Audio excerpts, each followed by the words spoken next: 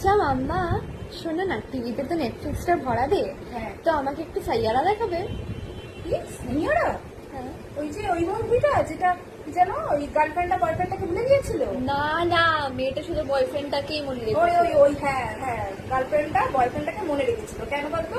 ওটা হচ্ছে সাইয়ারাটা হচ্ছে অ্যাকচুয়ালি বিয়ের আগের effect, মানে হচ্ছে বিয়ের আগের সিনারিও, সেই জন্য সবাইকে ভুলে গিয়ে বয়ফ্রেন্ডটাকে মনে রেখেছে।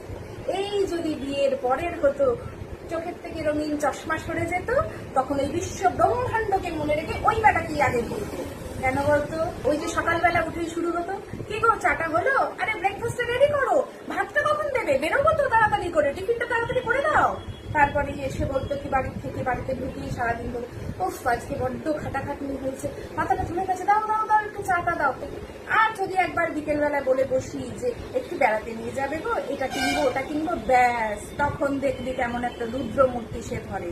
সেই জন্য বলছি, আজকে যারা ওই সাইয়ারা দেখে সাইয়ার জন্য একেবারে গঙ্গা যমুনা বইয়ে দিচ্ছে, তারা ওই বিয়ের পরে তারাই আবার উল্টো গঙ্গা যমুনা বইবে, আর সাইয়ারা তখন সাইয়ারা তখন ছাইয়া ছাইয়া করে নাচবে। বুঝেছো? সুতরাং সাইয়ারা দেখে আর কাজ নেই, বরং 3 ইডিয়টস দেখো, শিখবে।